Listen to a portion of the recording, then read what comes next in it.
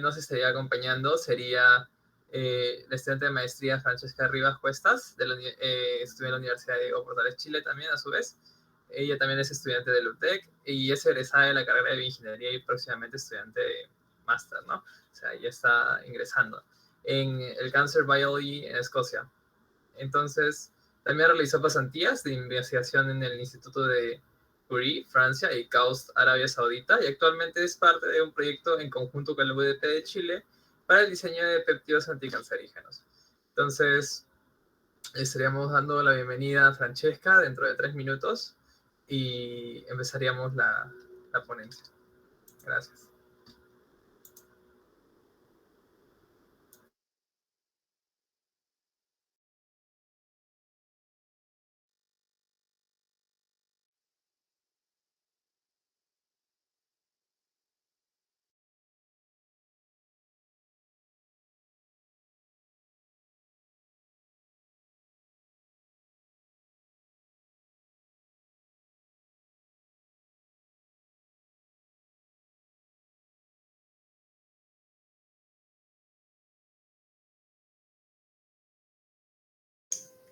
Hola. Sí, ahí está Francesca. Disculpen que interrumpa un ratito. Hay una pregunta para Damaris, pero que se lo voy a dejar en el chat, si es que todavía está presente para que lo conteste. Yo lo copio. Listo, gracias, Karim. En un minutito empezamos, Francesca, por favor. Ya.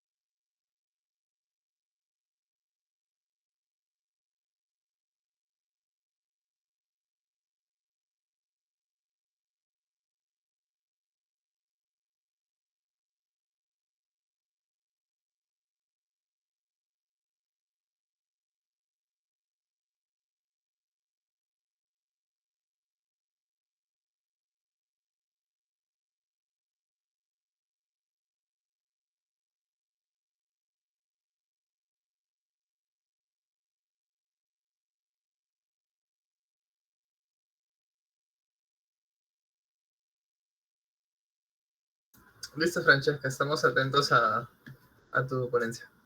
Gracias por esperar. Ya, voy a iniciar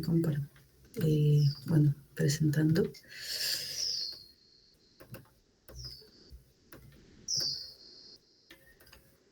Ya. Hola, ¿qué tal a todos? Muchas gracias por la invitación. Y bueno, el día de hoy yo me voy a enfocar más en lo que es ingeniería de proteínas. En realidad es un campo que recién estoy empezando, más o menos ya voy un año en esto, pero bueno, la ingeniería de proteínas es un campo bastante amplio, así que he enfocado esta pequeña charla más un poco tanto teórica y explicando mi experiencia en este campo. Entonces, bueno, primero me presento. Soy bachiller de la carrera de bioingeniería en UTEC y estoy por empezar mi maestría en biología de cáncer y medicina de precisión en Escocia. He participado en diferentes proyectos de investigación, principalmente en Francia y Arabia Saudita. Estas experiencias han sido más que todo en el laboratorio, en ambientes de laboratorio, por eso ahora mi enfoque es más en lo que es computacional, para poder tener la experiencia tanto de laboratorio como la parte de programación y todos los software que se utilizan para la ingeniería de proteínas. Toda mi experiencia en estos laboratorios han sido justamente en proteínas, pero más enfocados a entender cómo funcionan estructuralmente, con los experimentos utilizando resonancia magnética nuclear, optogenética, entre otros. Las áreas que más me interesan y en las que estoy intentando enfocarme más son justamente la bioinformática, la biofísica, la biología computacional y la biología estructural. Y bueno, actualmente estoy en diferentes proyectos antes de iniciar mi maestría. El principal, que es el que estoy realizando con la Universidad Diego Portales en Chile, es la predicción de secuencias. Ya voy a explicar un poco más adelante sobre este proyecto. También he realizado una especialización en Deep Learning y aparte tengo proyectos con Novartis, que es una industria farmacéutica, en el proceso de automatización al momento de hacer los ensayos preclínicos. Y también estoy apoyando al equipo Micuitec, que fue el ganador de IGM Design League en el 2021. Entonces voy a iniciar ya con la parte teórica de qué es el diseño de proteínas, qué es la ingeniería de proteínas como tal. Y algo importante que hay que saber aquí es cómo es que se pliegan las proteínas. Bueno, como sabemos, las proteínas son una cadena de aminoácidos y estos aminoácidos van a tener enlaces, son dos enlaces rotables principales, que es Phi y Si. Y estos son los responsables de darle la estructura secundaria, es decir, de formar las hélices alfa y las hojas beta en las proteínas. La situación aquí, que es lo que se estudia mucho en la ingeniería de proteínas, es que, como pueden ver, estos enlaces rotables que se pintan de color verde pueden tener muchos valores, pero eso significa que entonces nuestras proteínas tendrían muchas conformaciones diferentes. Entonces, aquí vamos a hablar un poco de probabilidades y voy a dar un ejemplo bastante simple para luego adentrarnos más en lo que es el diseño de proteínas. Entonces, vamos a imaginarnos que tenemos este monito y quiere escribir en la laptop esta frase que está mal escrita, pero digamos que quiere escribir esta frase. Esta frase tiene 28 caracteres, incluyendo cada letra y los espacios. Ahora, pensemos en que la máquina que va a usar este monito tiene al menos 27 teclas diferentes, que son las diferentes letras y la barra espaciador. Entonces, vamos a ignorar todas las demás teclas, vamos a quedarnos con esa. Ahora, la probabilidad de que el monito seleccione cada una de estas letras correctamente va a ser 1 sobre 27, porque es la cantidad de teclas que tenemos, que es 0.037. Que esto lo vamos a elevar a 28 porque esto tendría que suceder 28 veces, porque tenemos 28 caracteres en esta frase, lo que nos daría un número excesivamente grande, que es 10 a la 40, que si lo pasamos a tiempo, podríamos decir que este monito estaría intentando por el resto de su vida intentar escribir esta frase. Pero a pesar de eso, digamos que logra escribir la frase. Algo similar sucede en lo que son las proteínas. Hay una paradoja que se llama la paradoja de Levinthal, que explica justamente eso, pero con los ángulos que mencioné anteriormente, el ángulo phi y el ángulo psi. Lo que sucede aquí es que una proteína va a tener diferentes valores de ángulos, lo que le va a dar diferentes conformaciones. Ahora, si una proteína intenta evaluar cuál va a ser la mejor conformación, esto le va a tomar muchísimo tiempo, porque hay muchos ángulos por explorar por aminoácido, lo cual significa que el plegamiento de proteínas podría llevar una gran cantidad de tiempo. Vamos a pensar en una proteína que tiene 100 aminoácidos y en esta secuencia de 100 aminoácidos existen 198 ángulos totales, ángulos rotables, y vamos a pensar que cada ángulo solo va a tomar 3 valores. Esto nos daría aproximadamente 3 por 10 a la 94 conformaciones. O sea, es un número muy grande de posibles conformaciones que la estructura podría tener. Es decir, muchas posibilidades de cómo una sola proteína podría plegarse. Se han hecho también cálculos en que este valor se pasa a tiempo y ese tiempo excedería la vida que tiene nuestro universo. Incluso esta cantidad es mucho más grande de la cantidad de estrellas que hay en nuestro universo. Entonces se pueden imaginar cómo es que esta paradoja intenta entender, a pesar de todos los ángulos, mejor dicho, a pesar de todas las conformaciones que puede llegar a tener una proteína, pues al final termina plegándose. Y esto nos lleva a un problema que es el problema del plegamiento de proteínas, que justamente no podemos predecir cómo se va a plegar una biomolécula a partir de su secuencia de aminoácidos. Y es bastante curioso porque no sé si han escuchado de AlphaFold 2. Este es un programa que lo que hace es que tú le das justamente la secuencia de aminoácidos y te da la estructura plegada. Es algo bastante interesante porque esto nos ayuda mucho a entender cómo es que podría funcionar el plegamiento desde una vista computacional. Incluso esto ha sido avalado de manera experimental en laboratorio porque tienen diferentes, scores que se le da a AlphaFold para determinar que sí es un buen software para ser utilizado. Entonces, es algo bastante interesante explorar y es en lo que se enfoca mucho la ingeniería de proteínas. Entonces, esto nos lleva a este pequeño cuadrito que es, bueno, un rectángulo gris. Básicamente, esto nos indica la gran cantidad de proteínas que existen. Este cuadrito es toda la cantidad de proteínas que existen y las islitas o los círculos anaranjados son las que nosotros conocemos. O sea, son muy pocas a comparación de todas las otras biomoléculas que pueden existir en el universo.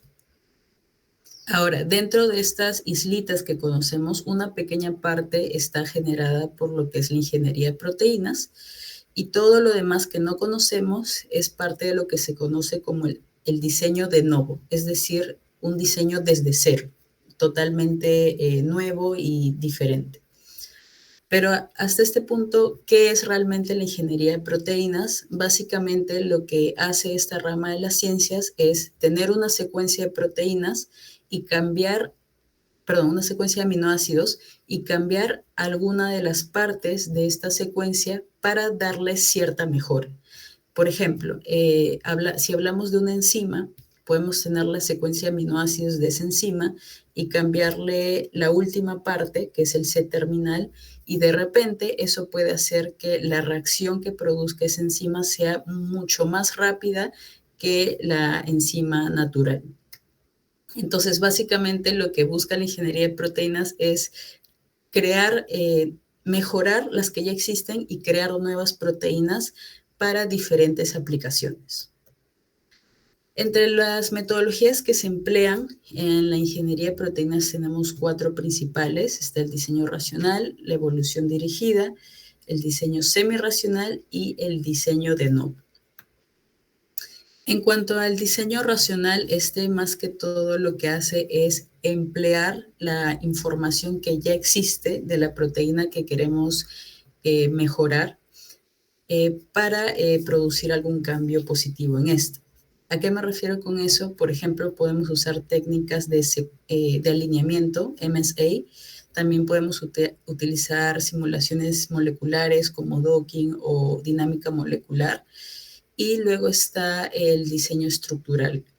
Por ejemplo, no sé si han escuchado de Quimera, es un visualizador de proteínas y ahí también se hace mucho lo que es la ingeniería de proteínas. Entonces, lo que hace el diseño racional es entender primero la secuencia de la proteína, su función y su estructura, y a partir de eso poder determinar qué podemos cambiar dentro de esa proteína para darle alguna nueva característica.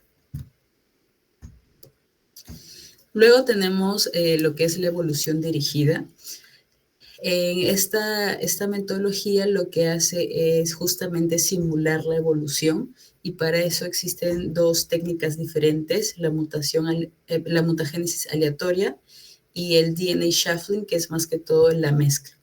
En lo que es la mutagénesis aleatoria, básicamente se hacen mutaciones a lo largo de la secuencia en posiciones diferentes, sin importar si, por ejemplo, se cambia algún aminoácido importante en la proteína, simplemente se hacen las mutaciones en cualquier posición.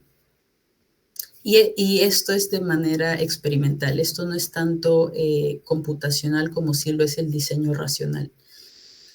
Luego tenemos el DNA shuffling, que es de un gen en particular, partirlo en diferentes fragmentos y cambiar las posiciones de ese fragmento. Por ejemplo, de este gen, supongamos que tenemos este gen, entonces cortamos un fragmento del medio y lo pasamos al final. Eso es lo que hace el DNA shuffling. Y nuevamente esto también se hace de manera experimental. Entonces, lo que hace la evolución dirigida en la ingeniería de proteínas es no emplear tanto las herramientas que tenemos, los softwares como Quimera, PyMol o Docking o dinámica molecular, sino hacerlo de una manera un poco más aleatoria y al azar. Luego tenemos el diseño semirracional, que lo que hace es combinar justamente las dos técnicas anteriores, que es, bueno, los métodos aleatorios y, bueno, el diseño racional. Esta imagen me gusta bastante porque clarifica bastante bien las diferentes técnicas que se emplean. Por ejemplo, aquí primero nos preguntan si tenemos la información sobre la estructura de la proteína, tenemos su secuencia, tenemos información relevante sobre la función de esa proteína. Si es que sí tenemos esa información, vamos a hacer un diseño racional. Entonces, primero vamos a hacer un diseño in sílico. A partir de la estructura podemos decir, ok, en la posición 20, en el aminoácido número 20, voy a cambiar, por ejemplo, una lisina por una prolina y hago la mutación. Entonces, luego de hacer la mutación, ya se pasa a la parte experimental, que es la producción de la proteína, y ahí se hacen diferentes técnicas, ya sean bioquímicas, con bacterias, con células, etcétera, para ver si esa mutación fue la correcta. Si sí, bueno, pasa la prueba y ya tendríamos una nueva proteína. De lo contrario, pues lo que hay que hacer es iterar sobre ese proceso y hay que hacer el rediseño y ver de repente que la mutación que hicimos no fue la correcta, no fue en la posición adecuada, entonces tenemos que pasar a otra posición y, bueno, volver a hacer ese mismo proceso.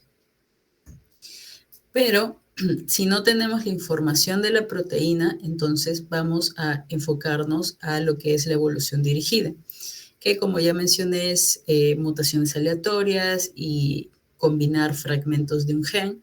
Y esto se hace de manera experimental porque se hacen librerías donde esto es como un platito que tiene diferentes pozos y en cada pozo es como un gen en específico, una proteína en particular con las diferentes mutaciones. Entonces, este proceso se conoce como High Throughput Screening. Es un screening de todos los componentes que vamos a tener, de todas las proteínas, y vamos a ir evaluando a partir de esa librería cuál proteína es la más correcta para la aplicación que nosotros queremos realizar. Entonces, todo esto se hace de manera experimental. Quizás la parte inicial de la mutagénesis podríamos utilizar algunos softwares, incluso creo que he visto páginas web que hacen justo el gene shuffling. Entonces, bueno, pero básicamente es eso. Y también, pues, una vez tengamos la proteína, ya podemos de repente hacer otras pruebas bioquímicas o lanzarlo al mercado de repente. Y ahora luego viene el diseño semirracional, que combina estos dos. Ahora, hay diferentes maneras de hacer esta combinación. Podemos tener desde un inicio la estructura de la proteína y a partir de ese, por ejemplo, hacer mutaciones aleatorias, pero en un rango específico dentro de la secuencia de aminoácidos. Y dentro de esa secuencia vamos a obtener la librería, que es lo que está acá, esta librería de diferentes proteínas y hacer los ensayos en laboratorio, ¿no? Existen otras formas de hacer el diseño semirracional. Por ejemplo, primero iniciamos haciendo la mutagénesis aleatoria en toda la secuencia. Luego tenemos nuestra librería, vemos si alguna proteína cumple con la función que queremos realizar y luego con la estructura de la proteína que hemos seleccionado hacemos la parte racional, que es ver si de repente en alguna posición en específico de la secuencia debemos hacer una mutagénesis para mejorar la actividad de nuestra biomolécula. Entonces, este es el diseño semirracional. Idealmente, en la ingeniería de proteínas se realizan estos 3 diferentes metodologías, y uno que es relativamente nuevo es el diseño de novo, que es el que emplea más que todo las estrategias de aprendizaje automático, es decir, emplean la inteligencia artificial. Y bueno, este es como que, digamos, no es tanto en la ingeniería, no está tanto enfocado en la ingeniería de proteínas, sí emplea las bases de qué son las proteínas, de las secuencias, de las estructuras, pero a mi parecer no es tanto enfocado en la ingeniería de proteínas porque más se enfoca el desarrollo de estos algoritmos de inteligencia artificial, entonces es más enfocado a la programación como tal. Bueno, existen diferentes formas de hacer estas inteligencias artificiales, existen diferentes algoritmos dependiendo si queremos hacer un aprendizaje supervisado, no supervisado. Algo que se está empleando bastante es lo que se conoce como GPT, que es el mismo, digamos, la misma base de ChatGPT. Y bueno, existen diferentes técnicas. Yo les invitaría a leer un poco más sobre AlphaFold 2 y también sobre Chroma. Si quieren, luego les paso los links. Pero básicamente, bueno, ya mencioné que era AlphaFold 2, que es la predicción de la estructura a partir de la secuencia de aminoácidos. Y lo que hace Chroma es una inteligencia artificial donde uno le da las indicaciones de qué proteína quisiera obtener. Por ejemplo, si es una proteína de 20 aminoácidos, de 100 aminoácidos, si va a tener 2 cadenas, si va a tener una sola cadena, qué función queremos que tenga, qué forma queremos que tenga. Y con eso lo que hace Chroma es luego darte una secuencia de aminoácidos. Y luego con esa secuencia podemos obtener una estructura totalmente nueva, nunca antes vista, que es justamente parte del universo de las posibles conformaciones que pueden tener las diferentes proteínas. Y bueno, ¿para qué sirve todo esto? Existen diferentes aplicaciones en la ingeniería de proteínas. Por ejemplo, tenemos aplicaciones enfocadas a la biología sintética, donde se modifican ciertas enzimas relevantes para fines de entender los sistemas biológicos en el campo de la biología sintética. También tenemos para lo que son terapias. Por ejemplo, se han diseñado mini proteínas, se dice mini proteínas porque la secuencia de aminoácidos es muy pequeña, y básicamente lo que hacen estas mini proteínas es inhibir al SARS-CoV-2 y se está buscando hacer esto para futuras vacunas. Otras aplicaciones que existen en la ingeniería de proteínas, y creo que es un boom ahora, es para los biocombustibles, en los cuales se utilizan enzimas que catalizan ciertas reacciones para justamente producir el combustible de interés. Entonces, lo que hacen es modificar enzimas ya existentes. Ahí se utiliza mucho el diseño racional y la evolución dirigida para también obtener enzimas nuevas que puedan catalizar de una manera mucho más rápida y, digamos, mucho más limpia estas reacciones. Ahora, quiero hablarles ya en estos últimos minutos sobre el proyecto que yo estoy realizando. Yo lo estoy realizando más enfocado al diseño de novo y estoy empleando lo que es inteligencia artificial. Entonces, ¿cuál es el problema que nosotros queremos atacar? Existe una gran resistencia a antibióticos y este problema va a ir creciendo a lo largo del tiempo mucho más, porque bueno, las personas suelen automedicarse y esto genera resistencia en las bacterias, en los microorganismos, a ciertos medicamentos. Entonces, ha surgido recientemente la posibilidad de hacer nuevas terapias con lo que se conoce como AMPs, que son antimicrobial peptides, son secuencias muy pequeñas de proteínas con diferentes propiedades. En el caso de la resistencia a antibióticos, vendría a ser péptidos antimicrobianos. En cuanto a la aplicación enfocada a cáncer, serían péptidos anticancerígenos y así sucesivamente. También hay péptidos antifúngicos, entre otros.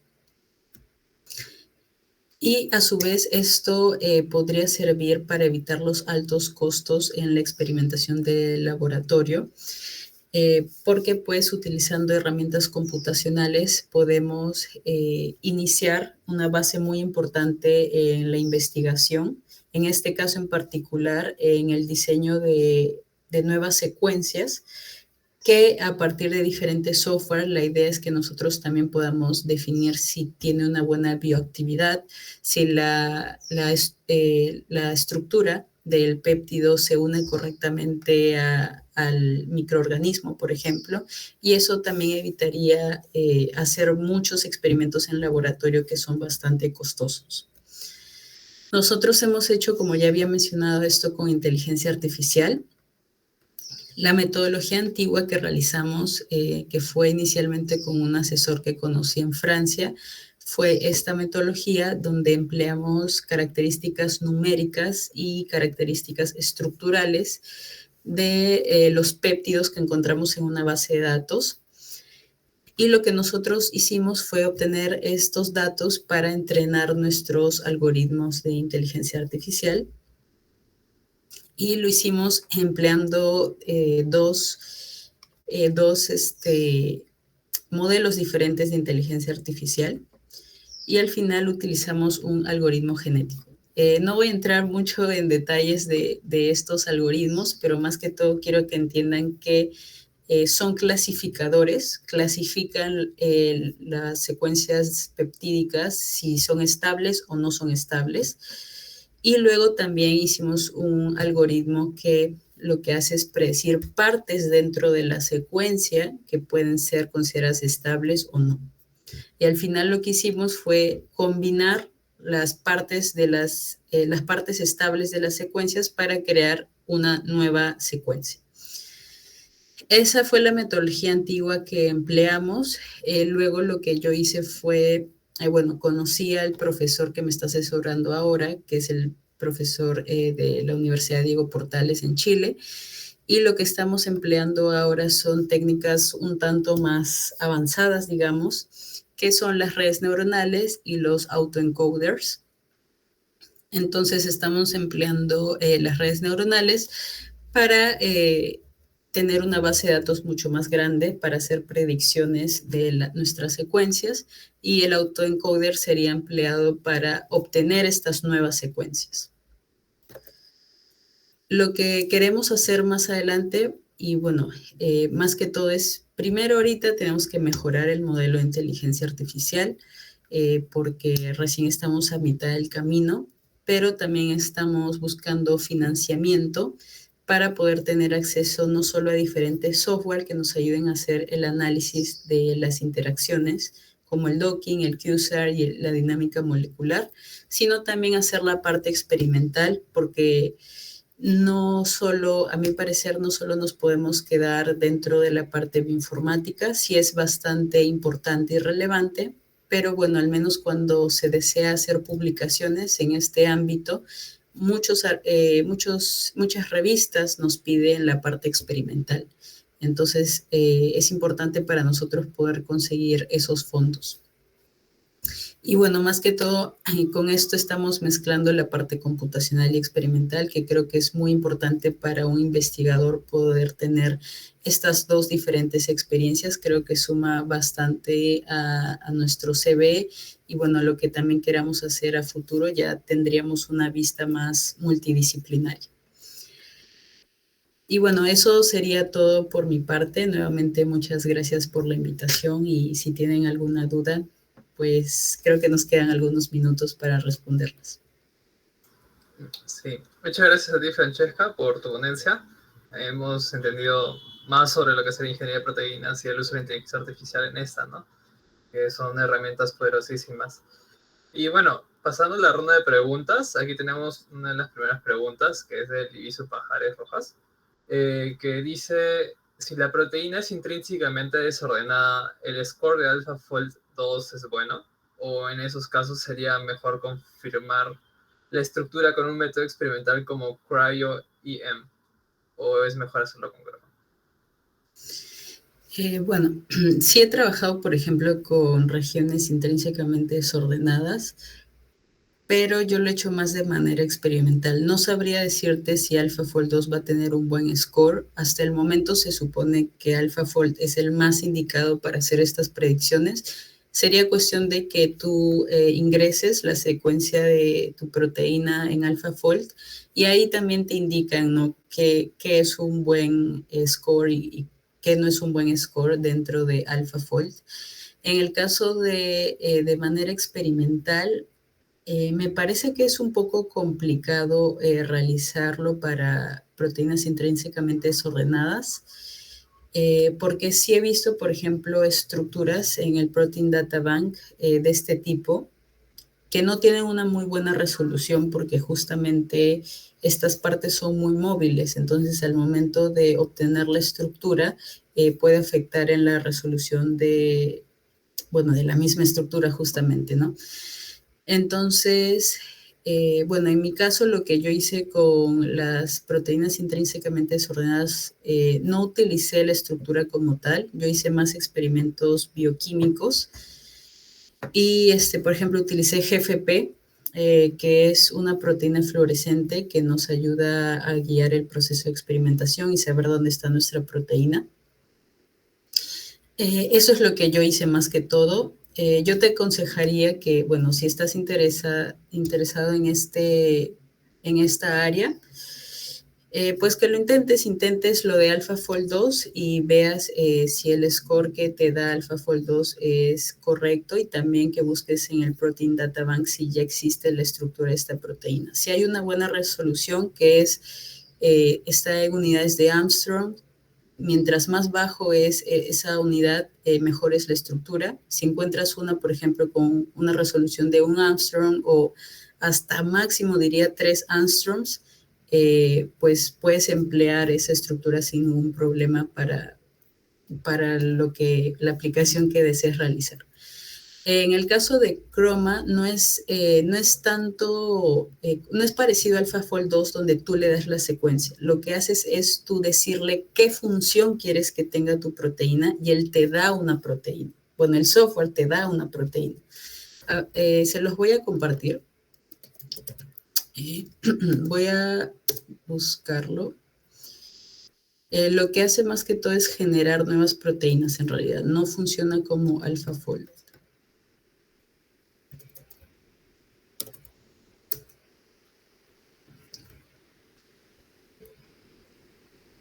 Ya. Igual tiene un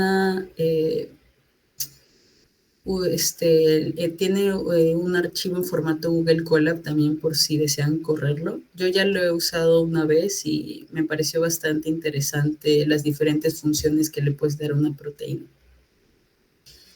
Espero que eso haya respondido a tu pregunta. Gracias, Francesca, por aclarar la pregunta. Aclarar la duda, más bien dicho. Yo tenía una pequeña pregunta. Creo que va un poquito más alejado con respecto a lo que has expuesto, pero tampoco es un ajeno. Con respecto al campo de la ingeniería de proteínas, ¿crees de que en el Perú se trabaja de manera extensiva y por qué no se trabaja demasiado si es que no lo hicieran? Bueno, justo el proyecto que estoy realizando de el diseño de péptidos, en realidad lo está haciendo la Cayetano, también tiene un laboratorio de biología computacional y están haciendo un proyecto bastante similar. No he conocido otro laboratorio que haga algo de esta forma, al menos aquí en Perú, y creo que el problema principal es que no tenemos biólogos o personas asociadas a este tipo de carreras de biociencias que tengan suficiente experiencia en lo que es la programación o en el manejo de diferentes programas para ingeniería de proteínas y de manera viceversa no tenemos suficientes programadores que tengan las bases en biología y biociencias en general. Entonces creo que ese es el principal problema que existe en el Perú Y creo que no existen hasta el momento diferentes, o mejor dicho, profesores que quieran enfocarse a fondo en esta rama.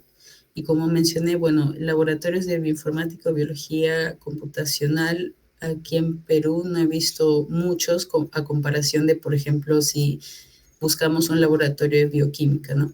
Entonces, creo que es más que todo eso, que no existe, bueno, mejor, no es que no existan, sino que no hay suficientes investigadores con estas dos áreas bien formadas, que son las biociencias y la parte de programación y bioinformática. Gracias, Francesca. Entonces, como a manera de síntesis, ¿qué le recomendarías que a los biólogos que quisieran entrar más al mundo de la ingeniería de proteínas y a las personas que se dedican a codear para entrar también en el lado de ingeniería de proteínas? ¿Por dónde podrían empezar? Uh-huh. Bueno, desde mi experiencia primero, que soy de bioingeniería, o sea, más de biociencias, durante la carrera en realidad yo no me enfoqué tanto a bioinformática, ya casi a finales, como en octavo semestre, casi noveno semestre, inicié a entender mejor qué es la bioinformática. En el caso de que ustedes estudien biología netamente o de repente bioquímica, les aconsejaría que inicien a entender los lenguajes de programación de Python y R. Y si está, eso es más que todo para bioinformática. Y si están interesados en ingeniería de proteínas, yo diría que conozcan los softwares de manejos de estructuras de proteínas, como por ejemplo Quimera. Voy a escribirlo acá, ¿sí, no? Python, R, Quimera, PyMol. También para lo que es docking hay Autodoc. Y más que todo eso, existen diferentes cursos. Por ejemplo, el de Deep Learning yo lo llevé en Coursera. Y bueno, en realidad en Coursera hay diferentes programas, no solo enfocados a programación, sino también a la parte de biociencias para los que son programadores. Pero también en YouTube en realidad existen muchos tutoriales de cómo emplear estos softwares y cómo realizar la parte de programación. Eso para los chicos de biociencias, y para las personas que han estudiado, por ejemplo, ciencias de la computación o algo relacionado a programación, les diría que se enfoquen a entender las bases de la biología celular, molecular y la bioquímica. Y bueno, por ejemplo, en caso de que estén muy interesados en la parte de farmacología, ahí sí sería más enfocado a entender la química más que todo, muy aparte de las biociencias. Y bueno, esas serían más que todo mis recomendaciones. Gracias, Francesca. Bueno, nuevamente agradecerte por tu ponencia, que ha sido interesante. Y bueno, también por parte del CPBS y también por RSG tenemos un pequeño presente que es un gráfico de aquello que estamos nosotros, que tú has expuesto, perdón, el día de hoy. Lo voy a mostrar ahora mismo. Dame un segundo, por favor. Aquí está. Este es el